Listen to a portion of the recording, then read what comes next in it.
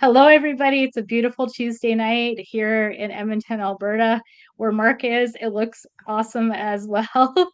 I'm here with one of my absolute favorite bands of all time. I'm here with their keyboardist, Marc Gladstone, and I'm so excited because you know how much I love you. You know how much I love the band. You're here Friday night. Can you tell how excited I am? Yeah. Well, I'm Just a excited little. too. That's going to be a fun Oh, gig. we're so happy to have you back. You were here in January. That show was amazing. It was like close to 2 hours of the entire Prism catalog. I have never been so hoarse, sore in my life from all the dancing and screaming and singing that I did. So I'm looking forward to this repeat on Friday. So thank you for doing this interview with me. There are a lot of fans that are my friends, and we're all looking forward to all being there on Friday. Um, so what I thought we would do is we would start with Mark at a young age. So I read that you had your formal training at the age of 7 and that you finished your Royal Conservatory training at the age of 15. So was it always piano and keyboards that you wanted to play, or were there any other instruments that you dabbled in? So when I started, it was piano and only piano. At 7 years old, I took lessons down the street. It was just somebody down the street that taught piano. So it wasn't real serious. And it took me probably 2, maybe 3 years to just get to level 2 in piano. And then I switched teachers to somebody that we had heard was really good. His name's Edward Parker. He's left us now. But and then I flew with him. I just like by the time I was 15, I was grade 10. So I mean the teacher matters, right? Obviously, that kind of proves that. Mhm. But to answer your question, yes, when I was 13, I think, uh, you're rebellious when you're 13, 14. And I knew my parents wanted me to play piano, so I quit and wanted to play drums. I quit 3 times when I was 14 in one year. Kept going back, kept quitting. I played drums, I played saxophone, flute, clarinet, trombone, trumpet, French horn for a long time.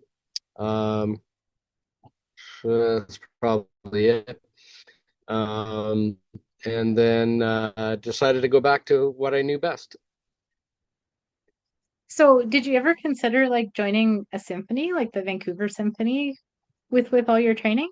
Or was it With always the French you want horn, yes. With the French horn, I played French horn for about 7 years, and you get pretty good within 7 years. And yes, I fell in love with that instrument actually, but you can't play it in a lot of situations. Like I live in an apartment now. I wouldn't be able to practice. Like you can't. It's too loud, right? So um I don't know if I ever considered joining a symphony. I was in a lot of concert bands, Mhm. but yeah, as far as symphony, I don't know. A lot of pressure. It's hard to get in. Yeah, no, that's really true. I have friends that belong to the Edmonton Symphony, so yeah, it's not the Right. easiest thing to get into. But you had a good No. segue because you mentioned bands, and when I was also researching more of your background, I was really surprised to see how many bands you've belonged to and how many of my favorites are on this list. So I thought we'd go down the list, and you can tell us a bit about each one. Before we talk to Prism, we'll leave Prism for the very last. So the first band Sure. on the list is Army. Army? Okay. Well, Army is a was a cover band. So we did, we didn't well we had a few originals, but I don't know, maybe like four. And the rest was cover material. But back in the 80s, which is when it was, cover bands were a lot more sort of serious than they are now. And I mean, now you might walk into a bar and there's a hockey game on the screen, and there's a band playing underneath it, and that's where cover bands have kind of gotten to now. There's there's a few more that are a bit bigger than that, but back when Army was around, if let's say I can't use an Edmonton reference because I don't know geography that well, but if we were playing and you lived like 50K away, but we were your favorite band, you just made the trip. And so cover bands were big, right? And we carried all our own PA system, huge PA. We had 50,000 watts of lights. That's a lot. And I had keyboards all around me and stuff. And we wore fatigues because our name is Army. So it was a real show kind of thing, right? It was more like an original band, but it wasn't. It was cover material. So it was a pretty well respected cover band in Vancouver. Um, I heard from the biggest booking agents. I don't know if you know the name Sam Feldman, but that's the biggest we have Yep. in Vancouver. And they said for a while that Yep. there was a band called Guy Jones. He did an Alice Cooper tribute. So him and Army, in his words, were the easiest bands to book in Vancouver for quite a while. So it was a good band. So what was your favorite tunes to cover? Because I love 1980s music, obviously. But what were your some of your favorite We tracks that you played with that band? we started every set with a Rush tune. Um, and we Oh, did awesome. and we did a lot of Toto, Genesis. I'm wearing a Genesis shirt right now. Um, yeah, that kind of Fantastic. stuff. It was a bit a little proggy, like so prog rock kind of stuff. Probably not the best dance band around, but we sold places out all the time. Oh, you can dance to Africa. Trust me. Yeah, we didn't play that one. We didn't No. play Africa. And Rush is Was it pretty hard to Rosanna? Now I'm dance curious. to. Red Barchetta, that's pretty hard to dance to. Anyway, it So was the a lot of next fun. band on my list. Oh, I 100% don't doubt that at all. So the next band on my list is Doug and the Slugs. Okay, so the original Slugs didn't want to tour anymore. So Doug put another band together. And we played, I was in that band from I think 97 to, well, 2004 is when Doug died. So unfortunately, he died right on the road while we were going from one gig to another. Mhm. Um, that's some of the most fun I ever had. And the drummer, who's also named Doug, he phoned me and asked me if I would want to join. I'd never been in a recording band before, um, so my wife at the time, uh, when I kind of got off the phone, she said, "Oh my God, yes, of course you have to join this." So that's one of her favorite bands. So I did, and um, so that's about, I don't know. I was in that band for about 7 years, I guess, and right till the end. And unfortunately, it wasn't a great ending of that band, but we had some fun doing that. I'll tell you one quick story.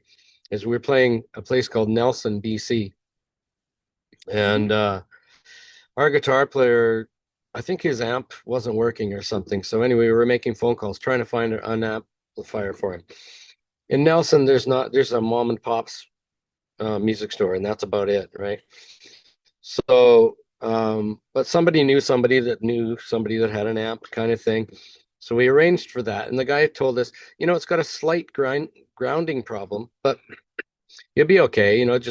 Just be aware of that kind of thing. So our guitar player, his name was Elio. Unfortunately, he's not with us anymore either. Um, he knew what to do, just be careful about touching certain things when you're playing. Anyway, he remembered all the way through the night till we're playing Making It Work. It's the very last song. And Doug's out in the crowd, Doug's thing probably. He's out there insulting everybody that he can find. And and Elio forgets and he touches his guitar strings and he touches his lips to the microphone. And that's Oh that's no. what you don't do, right? And so it gave him a pretty good jolt. It threw him across the stage. I'm on the other side of the stage, and it threw him into the keyboards. The keyboards are all over the ground, and he's on his knees, holding his heart, like panting. And and the audience pretty much figures that's part of the show. And I don't even think Doug knew. He's out there still talking to people and stuff, right? We're doing like a vamp over and over again in Making It Work, just like do do do do do do do do do do Yeah. do over and over, right? And anyway, there's a paramedic in the front row, just happened to be there, and he knew it was real. So he ran up on stage and sort of attended to Elio, but Elio had big bruises on his ribs and blisters on his fingers from where they were touching the strings, and a big blister on his lips. And it was pretty scary, but Oh my gosh. it was a That fun sounds thing to talk terrifying. about after. So I'm glad he, so Elio was his name. We called him Electrio after that. oh my gosh. I'm glad he was okay from that. That really sounds scary. Like, Yeah, it could have been, right? People have died from that kind of stuff. yeah, So, absolutely. Oh my gosh. Um, yeah. so the next band on the list is Nick Gilder and Sweeney Todd. So one of my dogs is actually named Roxy, so that's why I thought this was cool. Okay. Um, yeah, I wasn't in that band for too long. Maybe a year, just over a year, I think. I mean, it was a great band. All the players were really good. Nick is he's a combination of like, I'm trying to, I gotta say this nicely. Um, but he's the combination of really, really quirky and an angel. The guy's the sweetheart, the most sweetheart of a guy, but he he's a little off the beaten track. So there was some interesting moments, I guess, in that band. I'm not gonna go into detail in that one because I think, yeah, I'm not sure how that's gonna play out. So I'll just leave That's okay. Nick Gilder there. We're still great Totally, friends. totally fair. Totally fair. Um, Toronto. Toronto was really short. I mean, I did 9 shows with Toronto. It was just one sort of swing out from Vancouver to Winnipeg, I think, and back. Um, and so it's basically Holly. Uh, Holly Woods is the Hmm. singer. It was basically her, and she put a band together kind of around here. So none of the other original Toronto guys. Um, but we had a guitar player named, well, this is like the dead file. We had another guitar player named Skip Prest who was supposed to play that gig, who has also now at this point left us. And but he pulled out right at last minute kind of thing.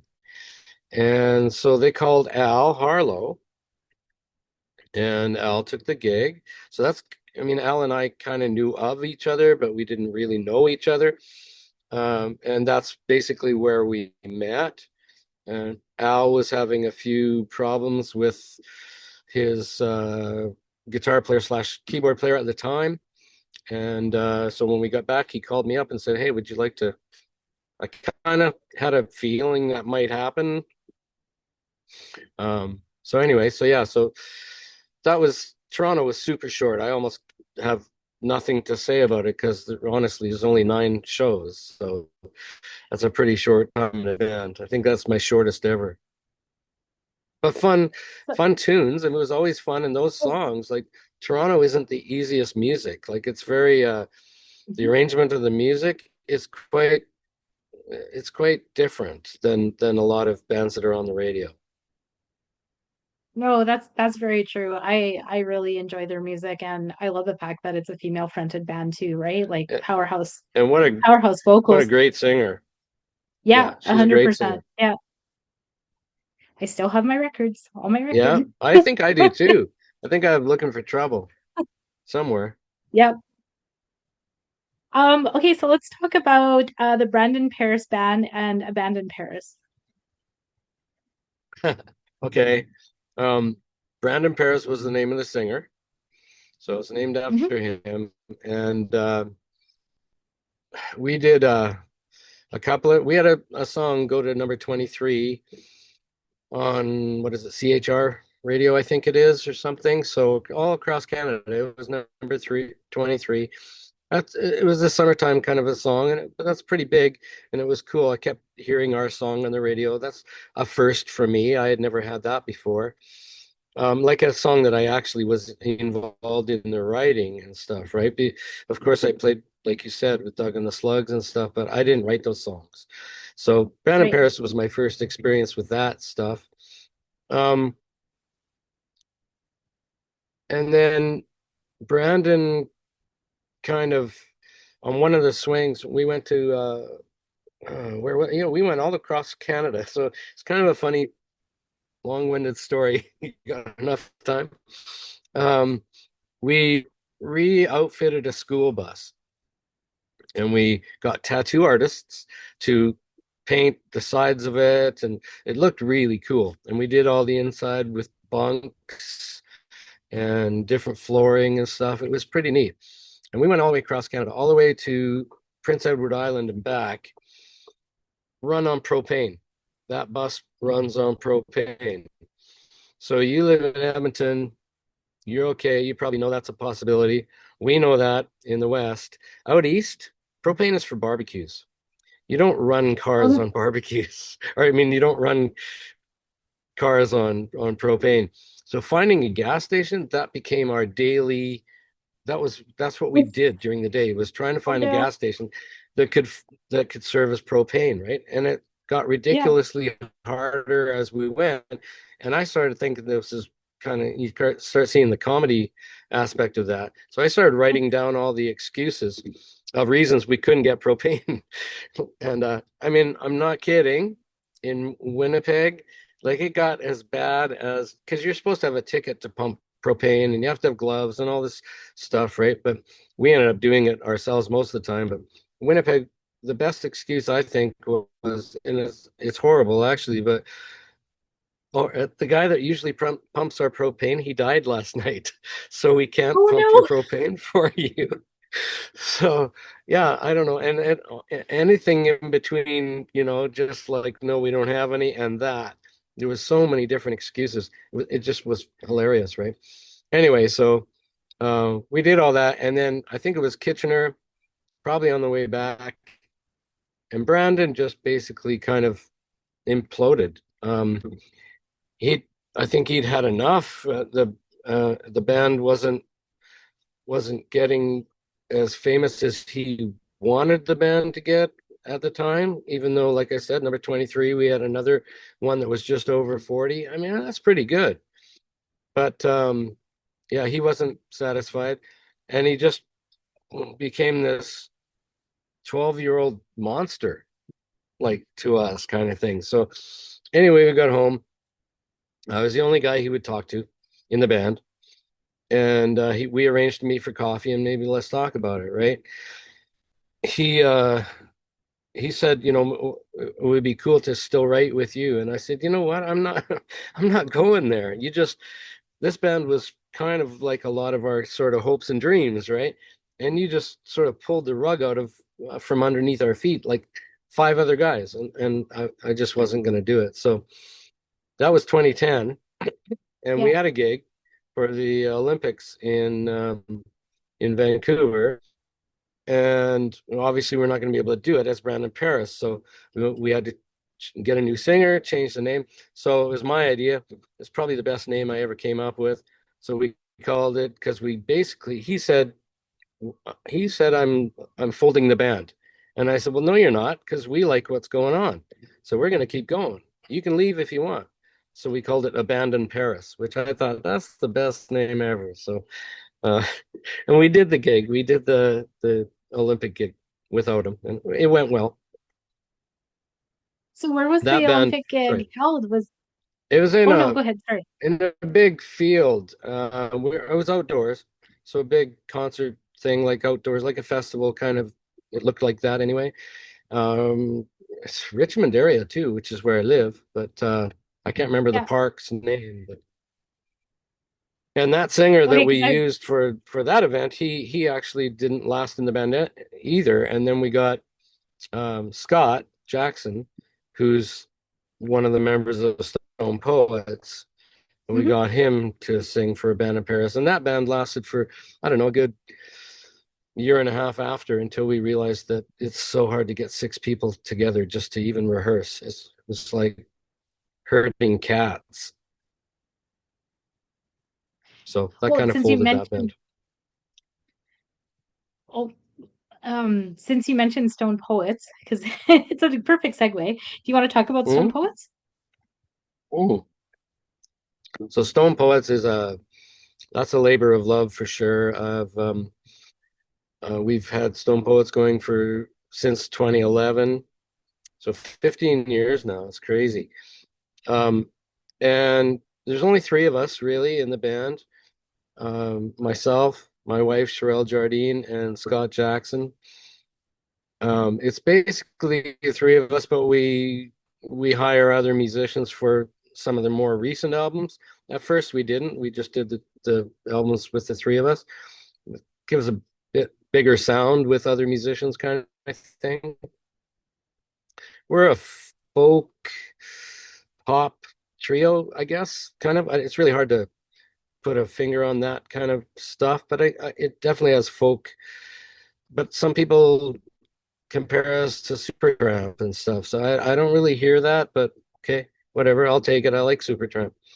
Um, but yeah, it's mostly kind of a folk pop thing. Really well written songs. I mean, I'm patting myself on the back here, but um, I think the songs are really good and really heartfelt. We've changed a little over the years. When we first started, we were kind of like we wrote more about the other side of the tracks, like darker stuff, um, like adultery, abortion, that kind of stuff. Our song subject matter would be like that. We're a little bit more like world peace now, kind of thing. So um, maybe kind of appeals more to the masses. I don't know. I hope so. It's a great band. Well, well, right now we definitely need like a lot of positivity with everything that's going on, right? So, Agreed. Yes. and so lastly, you're the Peacenik Collective. Did you want to talk about that band? Well, okay. And as far as like talking about world peace, that's what we're all about, the Peacenik Collective. So Peacenik Collective is six of us. It's Stone Poets, the same three of us in Stone Poets. We're inside of Peacenik kind of thing. Um, a guy named Bruce Coughlin, guitar player, singer. Greg Stewart is the drummer, and Gord Maxwell is the bass player, singer. He also is the bass player for Chilliwack, the band out of Vancouver. Hmm. Hmm. And our songs, we do a mixture of covers and originals. So there's some Stone Poets in there. There's some Gord Maxwell originals, some Bruce Coughlin originals, and we do stuff like Imagine by John Lennon, Get Together by the Youngbloods, stuff that is geared towards, come on, like let's meet in the middle and let's get along, that kind of thing. And Yeah. which, like you said, is kind of what the world needs right now. So Oh, actually this we were kind of talking about because tribute bands right now are big. Those are the easiest things to book, are tribute bands. So we thought, well, we'll call ourselves a tribute to peace, and then maybe we get more bookings. I don't know. Maybe that might work. I don't know. We'll see. any plans to bring that show out west, or are you just staying mainly in the BC area? Again, that's hard because there's six of us, and like I Okay. said, Gord's in Chilliwack. Bruce has his own career going, and the Stone Poets. I'd love to, but I don't know. Not sure. Okay, well, we can keep our fingers crossed. That's for Yeah. sure. The other thing with that question is that nobody knows who we are. So we can't command a very big audience. So for places to take a chance on us, there's a bit of a leap of faith there. Well, I don't know. I think it's always worth a shot, right? I mean, you have a huge fan base yourself and your wife, and I'm sure everybody in the band does. And if we get the word all out, we can probably pack some places here. It could happen, maybe. Yeah. I'm not saying no, I'd love to. So with the bands that you're currently in, do you have any future albums coming out that people can look forward to? Any new releases? I'll plug my wife here. She does. She has a Awesome. Please do. Sherelle Jardine solo album coming out. I think we're just in the process of finishing off the her last song. So there'll be 9 songs on the album, and everything's done except for this last song. Everything's like mixed and mastered and everything except for this last song. So there's a few covers on it, but like what is it called? Are You Going to San Francisco? Do you know that song? Oh yeah. Yes, I do. Quite old. Yes. Okay, and what's the Rolling Stones? So Let's Spend the Night Together. So Yes. Al Harlow played guitar on that one. There's a bunch of Oh, musicians cool. on this one from all over that you would recognize. So it's a pretty cool album. So that's coming out. So when can Stone we Poets, sorry, when's that when can coming we out? expect your wife's album? Yeah. I think she's got September as the date, but I don't know, don't quote me on that. I think it's September. Okay. We'll keep an eye out on social media for it because it sounds Yeah, fantastic. and Peacenik, we have one song that we released, a single called Back to Love, and that's already out. Sure, we'll probably do more. I just don't know when.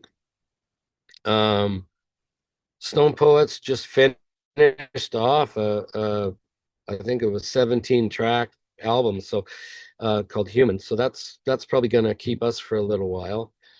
Um, I don't know what other bands. I think that's about it. Okay, well, that's all fantastic. Fans, you can research the Stone Poets one and look that up on your streaming services, and then look at the other ones as they're coming out. So this is great. Yeah, I Stone want to Poets flip is a bit. just sorry. Stone Poets Oh, is go ahead. just stonepoets.ca and Oh, that'll perfect. take you anywhere. Excellent. Okay, awesome. I want to flip a little bit because you used to be a podcaster, which I thought was really cool. And I love the name of the podcast that you had. It was called Green Beans, Mushroom Soup, and Strawberry Ice Cream. I need to know how this name came to be. Okay. So this takes us back to Brandon Paris Band. And we put out an album called Pocket Full of Holes. This is the last album that band put out. Decent album, really good production. Another shout out to our producer, Stone Poets producer too, Sheldon Zaharko here in Vancouver. He's won all sorts of West Coast awards and stuff, and he's amazing. And he also produced that album. Um, so we had just released that, and then of course you're trying to get reviews from, newspapers, magazines, anywhere you can, right? And this one review, the Georgia Straight was a newspaper thing in, like, mostly entertainment newspaper in Vancouver, Mhm. and they had writers on staff, but they also had freelance writers. And this woman was a freelance writer. I don't know her name, I can't remember, but she reviewed our album, and she said, while you might like green beans, mushroom soup, and strawberry ice cream, it doesn't mean you want them all mixed together. And so she was talking about, we were too diverse, too many different genres, I guess, covered on the album. She thought we needed to be more pigeonholed into one sort of sound, and kind of that was against what the band is. That's what we did, was do a bunch of I mean, geez, we had two lead singers. One was Scott Jackson, so the guy from Stone Poets, he sings like, I don't know, Bono. He sort of sounds like Bono from U2. And then we have a Jamaican singer too, like very black sounding Jamaican guy, right? Obviously, Yeah, we're going to be pretty diverse with those two singers, right? So, but I didn't really like the comment, but I loved the quote, so I stole that and made that the name of my podcast. I don't know if she's ever seen it or not, but so, is there any way people can, access your podcast? Any like to go back and listen to ones that you've done? I don't even know that. I can't answer that Okay. question. I don't, maybe YouTube. I don't know. I can't imagine there's anything else called green beans, mushroom soup, and strawberry ice cream. So if you find something, it'll definitely be the right one. Okay, I'll have to look later and drop it in the comments section when I post this video. Yeah, I'll sure. take a look. So also in the past, you founded the Canadian Musicians Coalition, which petitioned for a living wage for all professional Canadian musicians, money for music education, and support to Canadian venues, which I think is absolutely fantastic. So I'm wondering if you can talk a bit about your work in the past with us, because I think it's really, really important. Like, of course, as you know, I'm very passionate about our Canadian music and Canadian musicians. So when I read this, I definitely wanted to hear more about it. Yeah, I still think it's important, even though it didn't I mean, it ultimately failed. We didn't get the support we were looking for. Um, I was, I mean, Sherelle and me, my wife and I were sort of added on to this. It was originally a man named Steve Sanis, also a guitar player, a blues guitar player, singer. Um, it was his brainchild, and he wanted to get this done and thought it needed to be done, and I agreed, and so did Sherelle. So the three of us, basically became Canadian Musicians Coalition, and um, you know what? It was so hard getting other musicians on board with it. Like it was like they thought we were trying to sell them some cheap laundry detergent or something. It was almost impossible to get them to sign this form that could only benefit them. Mhm. We tried for quite a while, and like I said, it ultimately failed. We had um, what are they called? MLA. Now the MLA in Maple Ridge, which is where Steve lives, Ron McKinnon, he was on board with it and took it right to the House of Commons, talked on the floor about this thing, but they ultimately turned it down. So it's nowhere now. I don't know. Maybe he'll try it again, and I'll definitely jump on board if he does. But Well, it's I have kind a of a long history of necessary working. thing. Sorry, go ahead. I have, oh, it's okay. There's a bit of a lag in our screens, so I I apologize if know. I keep cutting you off. Yeah, so I'm sorry. I was gonna say I worked in politics, so I do have followers that are still in the political world. So if you're watching, please take up this wonderful cause and ensure that our musicians are well looked after, so our Canadian music can continue to flourish, because it is really important. So. Well, if we do start that up again, then we'll enlist you as well. Oh, please do. You can call me anytime. I am there to All help you right. out, that's for sure. So let's talk about Prism. Okay. So how did you join Prism? What is the story behind that? How did I join Prism? Well, I told you a little bit about that, like when I was in Toronto. So Yes. that's when Al and I met, and like I said, he'd been having some personnel problems. Let's leave it at that. And then called me up and asked if I would be interested in joining. And yeah, of course. Like um, when I was in Dog and the Slugs, which I'd probably maybe list as the next um, kind of most famous band that had a lot of keyboards in it. But Doug and the Slugs is mostly piano stuff, which is fun. I had a lot of fun in that band, like I said. But Prism maybe sort of resides in a bit more where I grew up. Um, like I said, I'm wearing a Genesis shirt, so it was all about progressive rock for me. And Prism is about as close to progressive rock as a real pure rock band can get. Like there's a lot of keyboard sort of synthesizer parts in it. So a lot for me to grab onto. So I was super excited to join this band. And 100%. I mean, you're phenomenal live. I've seen Prism 3 times, and the January show was by far my favorite. Well, Because nobody can keep up to Al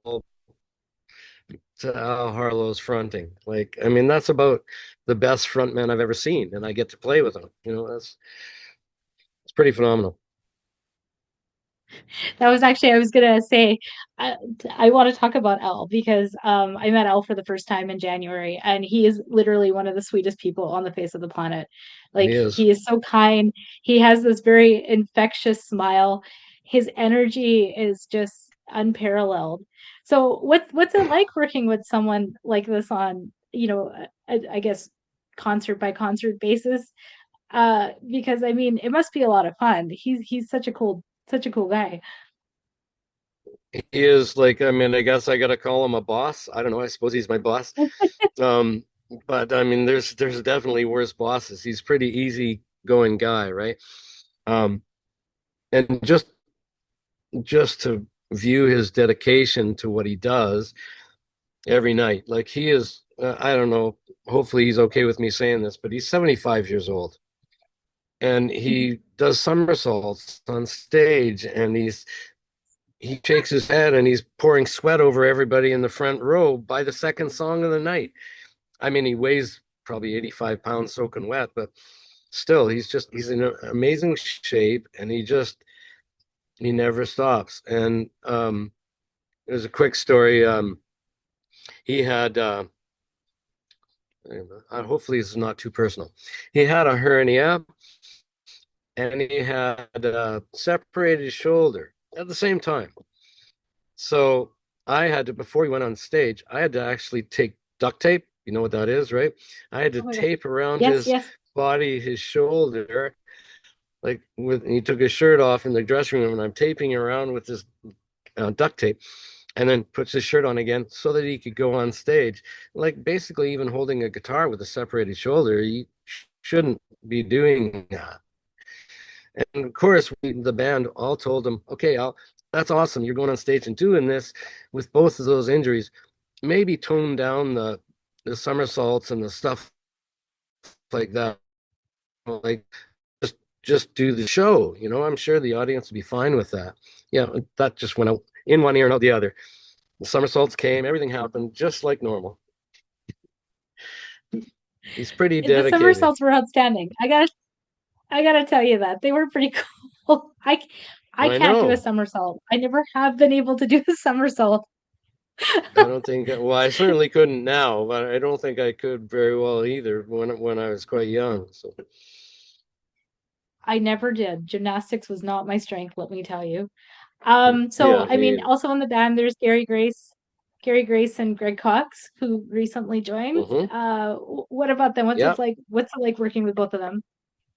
Well, Greg just did his 10th show with us. The last show we did in Red Deer. That was his 10th show. Um, Probably the most prepared I've ever seen somebody come to a gig, being like that prepared. Like he, of course, there's going to be some mistakes and stuff the first night you go with a band, but I mean, I can't remember any. That's how small they were.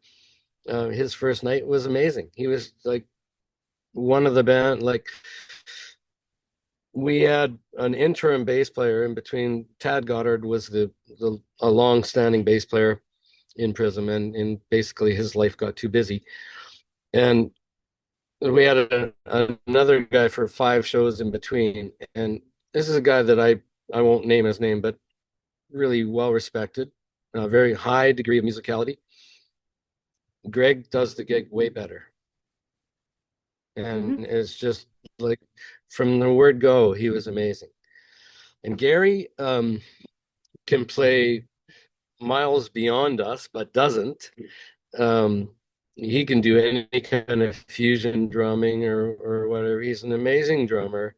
Won the Roland Best Drummer in Canada award, and then the next year that award was handed to another person who was a student of Gary's. So he's a pretty good drummer. I haven't He played is. with a better drummer. It's interesting how you mentioned with Greg Cox. The first time I saw Greg was when he filled in for Brian Greenway with April Wine. Uh, And during that tour.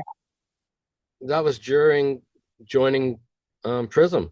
So it was right at the same time, right? The All of us in Prism went and saw him with April Wine at the Great Canadian Casino in Vancouver. But he'd only been in our band for maybe 3 gigs by then. So that's a big workload, right? Like he's already just learned a bunch of Prism songs, and now he's got to learn a bunch of April Wine songs, and hardly any notice. So I mean, And no, go ahead, continue. I was just gonna say a quick study for sure. Like I don't want to spread that around too much because I don't want any other bands trying to pick him up either. But yeah, he's pretty amazing at that stuff. Oh, I was just gonna add he looked like he had played in April Wine his entire life. Exactly. Yeah, I know. Yeah, like literally, like because we were right in front of him, and it was just watching this was just like insane, like absolutely insane. And there's Because a I lot mean, of pretty he's very, important guitar parts. oh yeah, 100%. No, it was a phenomenal Yeah. show, like absolutely phenomenal. Um, so Prism has tons and tons and tons of great songs. My favorite's Cover Girl. What is Yeah. your favorite one to perform live? So that's a two-part answer. I Out of the songs we play right now, I love playing Armageddon. That's not so much for me and the song part of it. I love the orchestral intro and outro. That part of the song is Prism is like I said. I mean, it's a rock band, but we're almost kind of bordering on progressive rock, and that part really shows off our pompousness, for lack of a better word. And I don't use that word in a negative way at all. I love pompousness. It's great on stage. So Mhm. that those parts of that are just they're bigger than life. Like so that's really pompous to me, and I love it, right?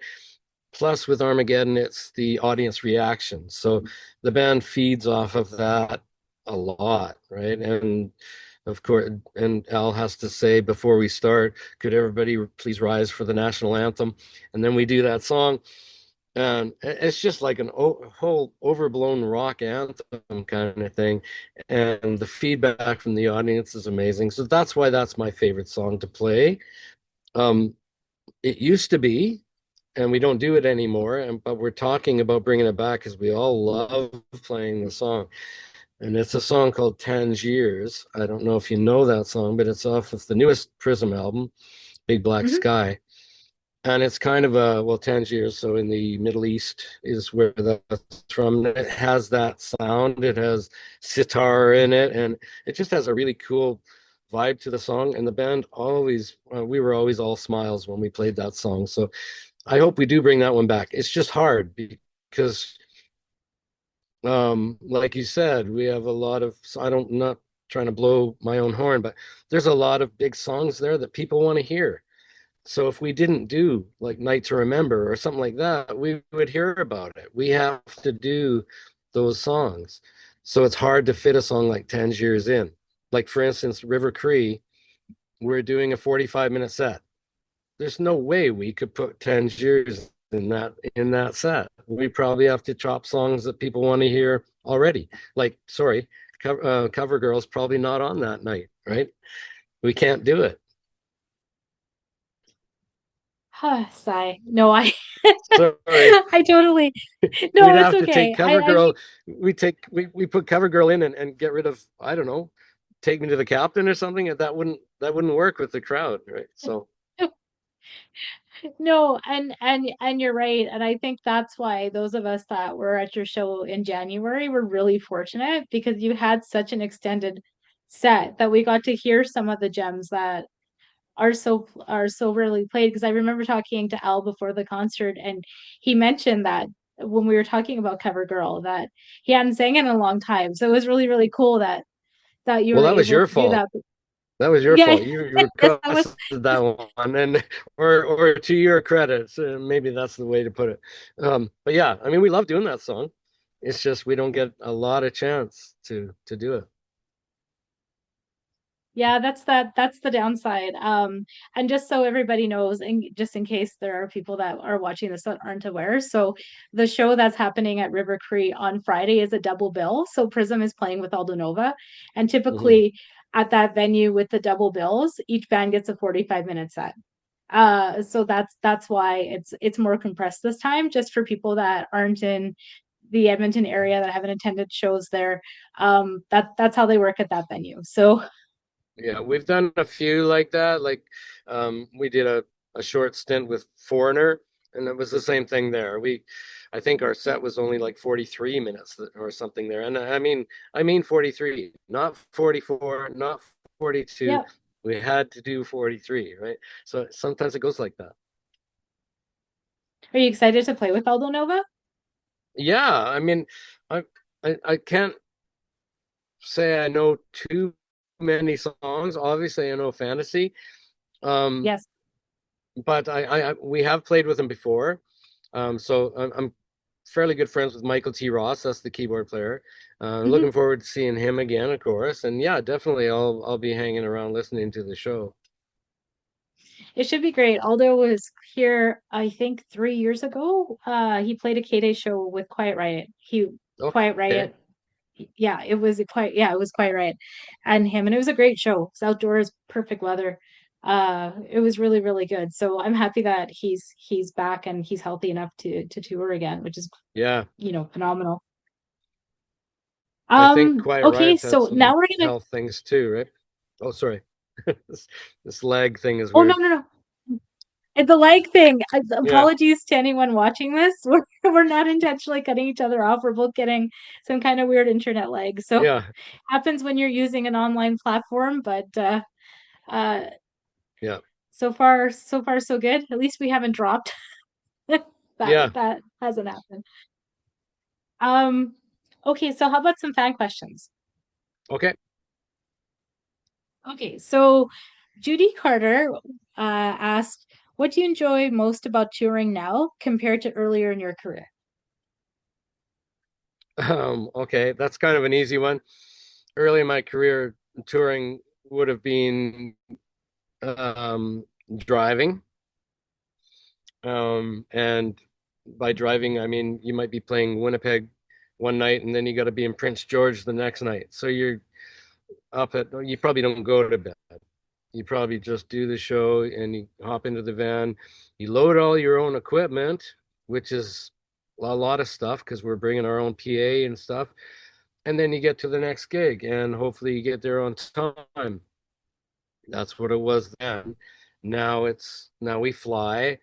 Um, I personally, I don't bring any keyboards with me. There's a keyboard waiting for me on the other end that I specify which one. And I bring a little flash drive with me, and that's all. And I plug it into the keyboard, and that keyboard becomes like the one I have at home, and that's what I play. So those kind of things are much easier to deal with. I don't mind flying, and the long drives, I don't miss them at all. The audiences are bigger, so I mean that's a great part too. The shows are bigger, and sometimes I think still my record is was a Doug and the Slug show. Actually, I don't know if Prism's done any as big in numbers. There's a place called Minnedosa. Minnedosa is in Mhm. Manitoba, not too far from Brandon, Yes. and we were on just before Alice Cooper, so there's about 20,000 people. And so that never happened in the 80s. So all those things are why it's better. Yeah, that's a really big show, the one in Manitoba, that festival. It's I fun. was going That one's a lot of fun. I haven't been yet. Hopefully someday I'll be able to Yeah. travel there. I looked at it scheduling wise and I just can't make that one work this year, but yeah, maybe someday. I was gonna ask, when you look back at those olden days when you're like doing this extensive travel, do you ever wonder how you survived that, like with the so little sleep and the constant go, go, go? Yeah, when back on it, you wonder. There I referenced Winnipeg to Prince George. That was an actual drive. That was actually with Doug and the Slugs. It was wintertime and it was, you know what a whiteout is. Obviously, you live in Edmonton. Yeah. Um, there Yes. even the semi trucks were pulled over to the side. Nobody was driving, but we had to get to Prince George. I was driving, and it was one of the most harrowing drives that I've ever had to do. We didn't really make it. We were late, but the audience was still there. So we, set up as fast as we could and played, but we almost didn't make that gig. So yeah, I do look back on those and think, yeah, I'm pretty lucky to still be here. Yeah, 100%. Um, the next question is from Tina Goulet Brett. She asked, do you prefer playing indoor or outdoor venues? Um, I'll say outdoor because usually those shows are bigger, and it's just fun to see a sea of 5 or 6 thousand people out there, kind of thing. Most venues can't hold that many people, so I think outdoor is. I mean, I prefer going to those events too. I'd rather see somebody outdoors than indoors. So yeah, outdoors just because it's just a bigger. It's an event. It's not just a show. So how do you deal then with the inclement weather? Because I remember you played Edmonton's Rockfest in 2023, and I don't know if you remember that. It like I rained do. all 3 days, so much so that the Sunday they had to actually some I can't remember who the first band was, but one of the band members wiped out on stage on the Sunday. So they ended up Mm. canceling and they moved it indoors. So Tease and Streetheart did an acoustic set inside, and then all the guys from April Wine came in, except for Brian because Brian wasn't feeling well. They signed autographs for us. So how as a band member do you deal with that? Because boy, like we were soaked. We had a great time, but we were very very wet the weekend. So Edmonton is Edmonton. I'm going to tell you two references here, and they're both Edmonton. That one that you referenced, we played, and there's a shelf cloud. We don't even have them here. You know what they are though, because you live there, and we can see it. So it's just this big black, and it's a solid line, like right Yeah. across the sky, right? And you know it's coming your way. Anyway, so we played our whole show, and it wasn't raining at all. It was fine. And then we start Armageddon, and this shelf cloud comes in, and now it's dark and black Yes. and pouring down rain. And how could that get more perfect? That's like Prince at the Super Bowl in Purple Rain. It starts raining, right? Yes. It's the same kind of thing, right? So yeah, it was ugly, terrible weather, but Armageddon's our last song, so it was almost perfect. So and I said I was going to tell you another one. What was the other one in Edmonton? Oh, no, I can't think of it.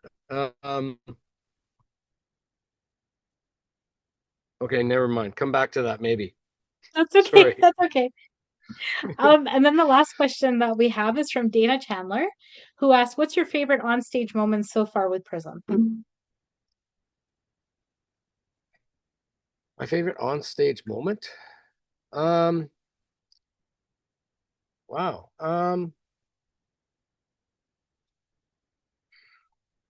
I don't know. I thought I was going to be prepared for that question.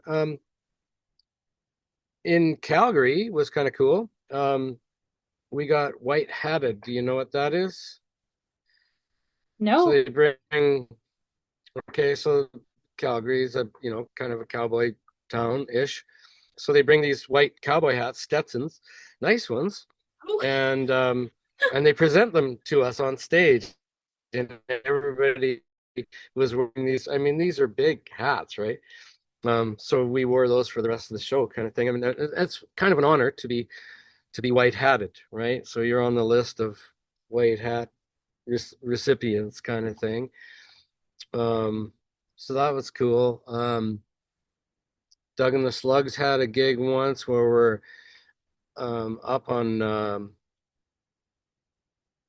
it's in BC. It's mountain. It might have been Silver Star. Can't remember the name of the mountain. Anyway, snow everywhere and people are skiing. And we were right up there. They plunked the stage right down in the middle of the snow. It was freezing cold. We have heaters on stage, but they're not really helping too much. So we're all kind of wearing half gloves and stuff like that. But to see an audience come out and still have a great time when the conditions aren't like you said, like at Edmonton, conditions weren't great. Um, that just kind of it's humbling. People are still there to watch you do your thing, kind of thing. I don't know, they love the music and stuff, but um, that's a sacrifice kind of thing, and yeah, like I said, it's that's kind of humbling. So those are kind of Well, some of my favorite on stage things. Well, we absolutely love you. So, I mean, we we definitely would go through some inclement weather for Prism. I know I would do it again. That Rockfest show was phenomenal. So, it was a wonderful weekend with so many great Canadian artists. But yeah, even though it rained, none of us cared because we were just so happy with the lineup and all the performances. Um, Right. so so you have a lot of performances coming up this year. So Hmm.